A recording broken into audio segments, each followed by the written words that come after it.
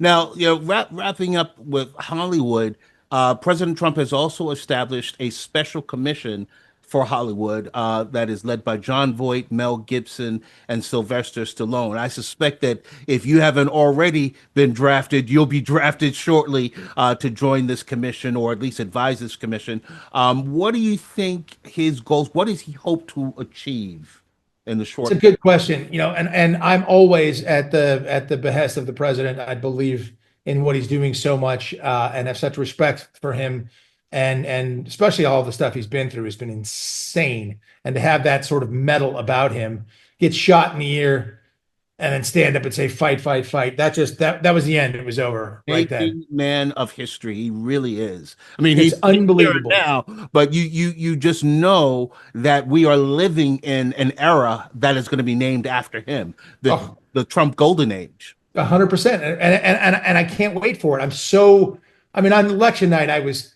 beside myself. Well, actually, my son was beside me. I mean, he's a little mini me, so I was beside myself. Uh, I was Consideration. I was so happy because I knew in my mind, I dreamed this was coming, and now it's happening, and I'm ecstatic. So,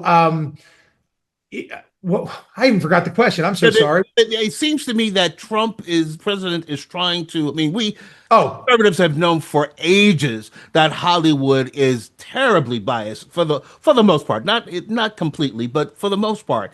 Making Christians, all Christians have a Confederate flag on the back of their pickup truck along with their shotguns. The worst anti-white, anti-male stereotypes out there, and of course, every hero, in just about every mainstream movie is gay or transgendered or some type of other minority.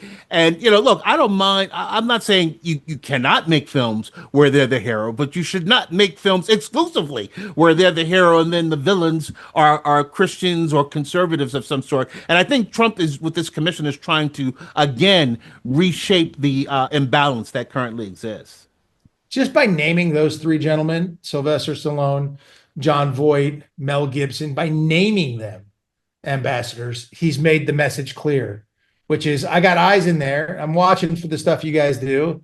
And I'm supporting these guys. So as an investor, if you know that you're going to make a movie with John Voight or Mel Gibson or Sylvester Stallone or a TV series, you know that Or it's got Dean the back. Cain, for that matter. Yes, sir. And I've got one coming out June 6th, by the way, that I wrote, produced, directed, and starred in called Little Angels. Okay. Check it out in theaters. It's really fun. It's like a Mighty Ducks, but it's girls soccer with a American football coach, with a head coach being a Big Ten college football coach, played by me. I start off a little rough, but it gets a lot better as it goes on. So that's Little Angels. Check that out. June 6th. June 6th in theaters. Outstanding. But I think by naming those guys, to these this prominent, position of ambassadors to Hollywood, he's got eyeballs on the inside, and he's going to ask them questions about stuff, and they have his ear. And just saying that sends a real powerful message when there are people out there who are doing anything to subvert Christian films, to subvert Mel Gibson or John Voight or myself. There are people who will do that. Now, those guys are all legends, so you can't really take away what they have because they've got a built-in audience, all of them.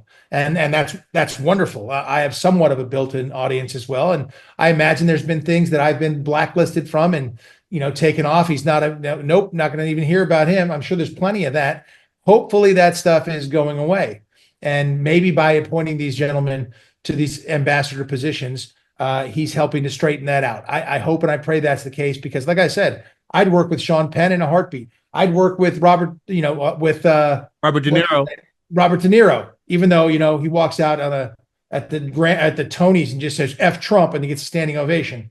which is Come kind of on, man. juvenile, like you think. It's very juvenile. It's ridiculous. For such a brilliant and accomplished actor too. I mean, just a little bit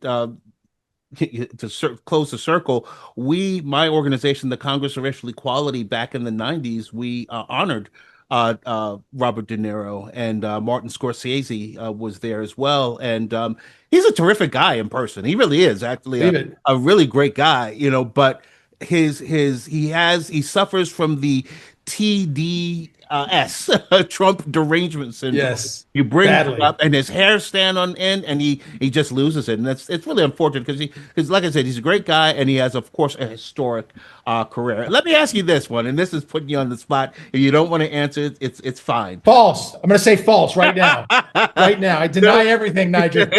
no rumors. But if you could work with any single, by the way, alive or dead, you could bring them back to life.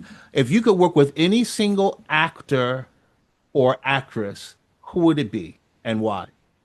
This is the thing about me, and I'm so lucky, I'm so blessed, is if I could pick anybody, it would be Denzel Washington, and I've already done it. You've done that. You can check that box. That's what I'm saying. It's And you crazy. guys were awesome. That bar scene in Out of Time, that bar scene between you two, the testosterone that was flowing between the two of you guys was awesome, man. It It was was two great. lions about to go at it, but Absolutely. the older You end lion up being a dominated good guy. them. Actually, it's ironic because in that film, you start off, the perception is that you're a bad guy involved in with this scheme with Sanaya Lathan, and it ends up, no, you and Denzel both are victims of Sanaya Lathan, who, of course, is also not difficult to play opposite with. That was not tough. That was not tough either, and not at all. But he is my favorite actor, I've been, I mean, the ability to be able to answer your question this way by saying I've already worked with the guy. Listen, if Denzel called right now and said show up down at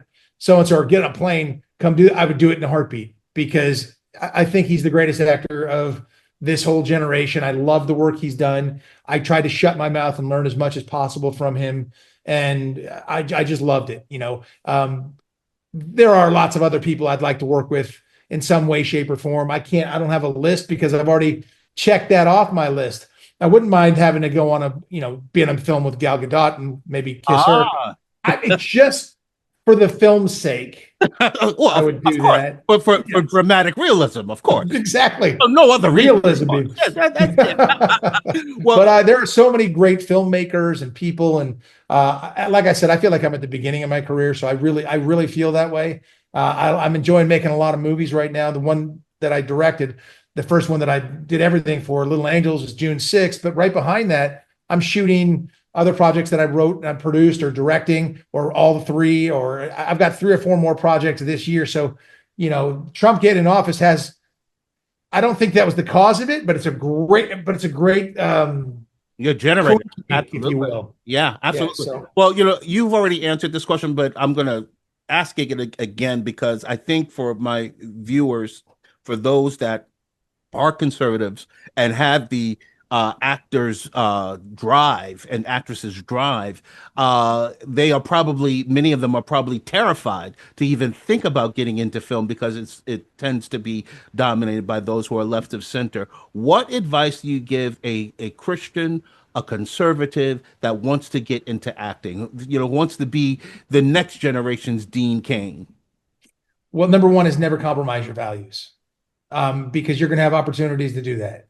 And it's the thing, you're like, no one's looking, God's always looking, and you know that, and you and God both know what happened.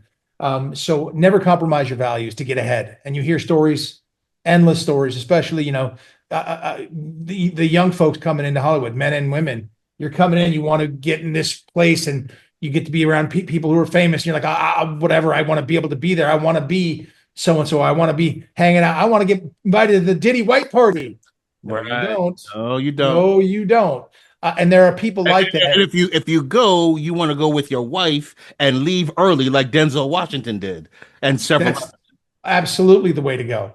You want to get in there, get out. You never want to be the last person at the party messing around. Nothing good going to happen there. But I mean, there's going to be opportunities for you, and there's also going to be the opportunity to stick your values in your back pocket. And I would say, don't compromise your values. Don't do anything you're uncomfortable with. If anybody asks you to do that, you don't want to be working with them. And I've seen it.